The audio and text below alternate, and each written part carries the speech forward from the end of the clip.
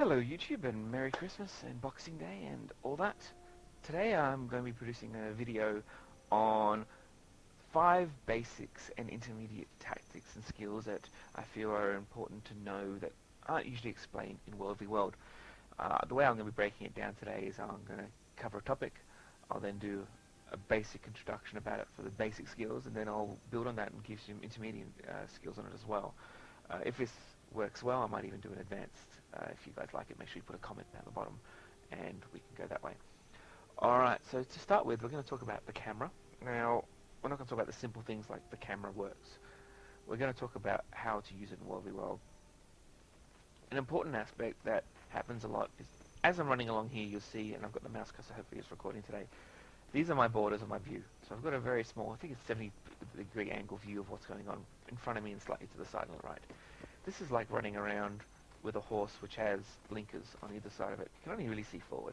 The amount of times I've come across a a battle or an individual where I've chased behind him and got closer and closer until I've been able to engage him, and it's been a minute or two running. He doesn't realize I'm there. It's insane. So, Basics 101, whenever you're running, now you've got two ways of changing your mouse. Your right mouse button will change the way it looks, but if you push forward, it'll change the direction you're going. So it helps you move around.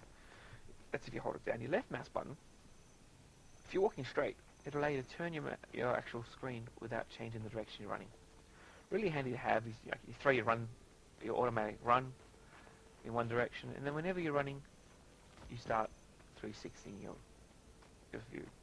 Really important to do because then you won't get hit by people behind you. Start practicing it and do it every single time you run. You'll less likely get ganked, you'll know what's going on around you, you've got that perception aspect. Now I'm going to quickly pop on a little video to show the importance of actually having this ability to look behind you. Let me just flick this into the view, that should work spot on. Now, here's my guild, Avatar Dynasty, and we've got the good friends Crystal Desert who are going to show us why it's extremely important to look behind you. As you'll see is we're coming in behind them, they're attacking at the moment at the front door, pretty straightforward.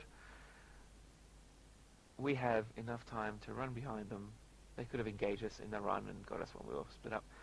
Form a nice civilized line, look at that. And then even slowly walk together without being noticed. They're all looking forwards at all times. Very, very dangerous to do because you've got no perception of what's behind. Look how close we are and we haven't even engaged. And then of course we start engaging, and you can imagine what happens at Crystal Desert. We'll save them the humiliation of not showing the rest of the video, but needless to say, oh, I didn't change the wrong thing. They do get killed.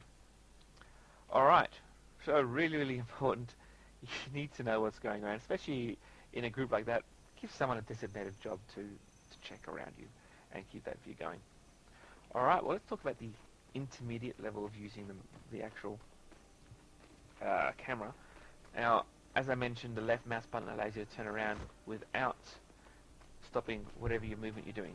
If you're using your WASD or your arrow keys or whatever you use to move around, if you hold the left mouse button down, you can actually command your character to turn any direction, jump, roll, while keeping the camera in that sort of direction. Now, really important to start doing, because when you're running over, you're not always going to run straight. Let's say I want to go down that cliff face.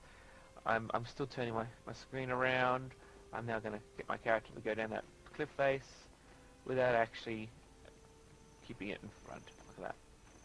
And that comes from just practice of continuously moving while you've got your camera mouse in. And when you find any of my videos where you've got a stage of me running, you'll always have the left mouse button depressed and just turn it at all times.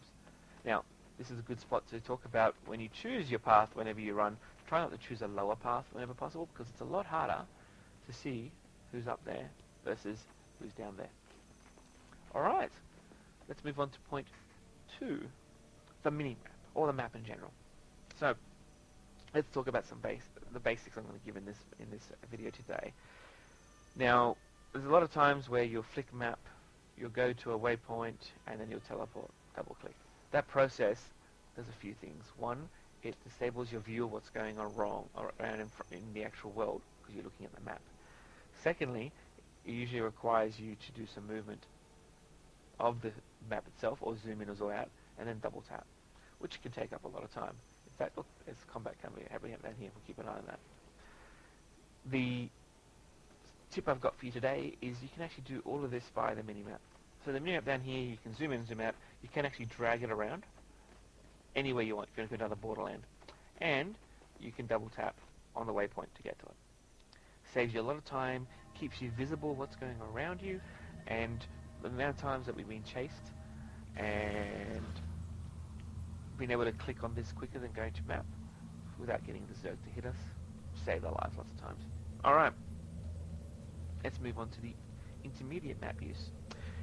So, opening up your map, we're going to talk about border controls and border itself. Now, if we have a look at the IIJ Borderlands, I'm just going to hold shift down to do this. You can draw on the map, those who didn't know. It's left click and quite handy. A border is any section which is linked to a waypoint that has a continuous area. So if I look here, this plus this is our current borderlands. So you could actually link it all together. Up here, that's our current border. Now what's this mean? This means that the majority of large fights will happen on a border. So I'm not going to include this because this is not really attached to here. We've got this separation here. But the only reason I'm including this is because it's got a waypoint. Alright. If you want to find a big fight, if you've got a decent sized group, you go for a fight along a border. So pretty much, double tap. Anywhere around here, you'll get borders if you go on the edges of that. You'll see there's some fights happening here as well. But that's where you want to head for. And the solo aspect, which is probably what most of you are here for, which is what I do a lot of as well, is you want to go inside an enemy's border to find the best solo fighting. So if we have a look here, again, apologies for that, inside this border, you want to look at fights around here, here, that sort of area, because that's where you'll, what happens is, and I'm sure you guys have seen it before, when you've got a border that you own, people will run out to the external border to have the fights, and they'll stream out however way they do it. And you'll get groups of 1, groups of 2, groups of 3 heading to where all the big fights are happening. So it's a great time for you to jump on those stragglers and totally annihilate them. Alrighty, 3, we're going to talk about food. So first of all, let's type in /wiki, and that, excuse me, will open up a Guild Wars wiki. Really handy to have. If you didn't know that, you do now. And we're going to go type into food in the search bar. And you'll be able to view here every single food that's available. You'll find that most foods have 2 different stats. Important to look at what sort of stats you want to synergize with. Everything's broken down here in major stat versus all the substats. The key here is that one of your stats will always get a bit more than the other, and you can get a secondary as well. Really important, guys, especially at the beginner level, heck, at any level, is always run food. Food comes in 2 types, an apple type and a spanner type. Easy to keep it that way. Spanner types are tuning crystals, foods. Foods are made by cooks. Tuning crystals are made by what's it called? I can't remember the name of it. Apothecary, whatever it's called. Should be prepared for that. Artificer. There you go. Always run it. The good thing is you can see friends if they have the buff on. So here you can see no one here is running any food.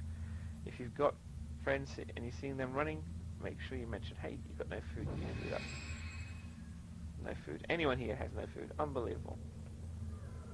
Well, you guys portrayed it well for me, didn't you? So no food. Let them know, look, any food really is better than no food. There is nothing wrong with putting a food on if you've got none on and getting a peach tart, for example, because you're going to get an extra 60 power and 26 magic fine. Or you're running cherry almond bars because you can get more gold and more magic fine. It's better than not having any food at all. Alrighty, moving on from food, let's talk about chasing. This is an intermediate only skill, but if you're a beginner, heck, start learning the basics and get into it. Now, chasing encounters when you run up to an individual or group of people and they run away from you. I haven't got a video to show you this at the moment, but I'm sure if I track one down, I'll put it into the replied comments. What's important, or what we intermediately look at chasing, is the way someone runs away from you. If someone runs 180 degrees, so turns and runs directly away from the way you're running, most likely, and the percentage is quite high, it's like 89% of the time, they are by themselves and they're running just away from you because that's standard human instinct. The flip side of it is if someone runs away and it's not directly away from you, they most likely got a target in mind. They may have running away to a camp which has veterans. If they seem to run away into a direction that doesn't make sense, majority of the time, again, I say about 90% of the time, they're running to a group of friends. So if you want to chase, keep an eye on which way they're running, have a quick look at the mini-map, and go, okay, are they running directly away from me? Are they running into a camp? Are they running to a tower? Are they running in a totally... that actually makes no sense at the moment. It's not a direct beeline to somewhere. That will be the time when you go, hey, I'm running into a potential trap. Keep an eye on that. Normally do not chase people who don't run directly away or run towards a camp. Of course, with this video coming out, people might start running random directions. We'll see what happens. If it does make a big change, then we'll edit the way we play as well. Alright, final thing I'm going to talk about today is the ability to tell classes. This is a paramount ability for you to get to the intermediate advanced stage. When you get into combat, then we'll talk about my build in this case. As a beginner, what you want to do, or what you end up doing, is just spamming everything and hoping for the best. You know, you dump all your glamour fields, you dump your chaos storms, you'll drop all your clones, you'll hit Cry of Frustration, and you'll go confusing images, please, please, please die. And of course, you probably won't say please, please die, but that's the idea behind the basic level of using a build. When you get to your intermediate stage, you start going, okay, I need to time these out, or I need to also base what I'm casting on the enemies that I'm up against. Now, hopefully, here we go, we got a few people. So, the easiest enemy usually to track down is a ranger, because they usually have pets. But what you want to do is you want to look up here, guys. With enemies, they won't have the little telltale sign, but they'll have all their buffs. And these buffs, thank you, will tell you who they are. Alright, so if you go to the wiki, the easiest way to do it, to start with, is you want to look for, I just typed in utility in here. Should bring up the utility skills. And you want to look at the signets. They will tell you what someone is. So let's go and find an individual. Hopefully it won't take us too long.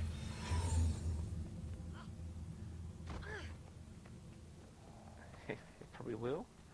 So let me just stop talking and then I'll start talking when I find it. I'll just zoom through the video. Here we go. So we have someone with a Signet of Shadows, Assassin Signet. Well, if we find Signet of Shadows, I know where it is anyway, we know they're a thief. It's probably one of the easiest classes to look at. Here we go. We have a Signet of Stone. Signet of Stone should be there. Ranger.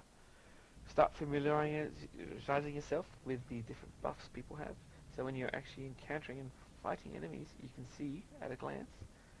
Put a cursor over quickly, go, great, that's a thief. I'm going to then match my stats playing as thieves. And with thieves, for example, with this build, you want to drop as much condition stacks as possible, because a couple hits, they'll die. With a Guardian, for example, you want to delay and over time drop your condition stacks, because they've got lots of heals and condition removals, so you want to slowly whittle them down, because it's a lot harder to kill them instantly. Anyway, guys, that's my Christmas Boxing Day video for you guys, and I hope you guys enjoyed it, and I'll chat to you guys soon.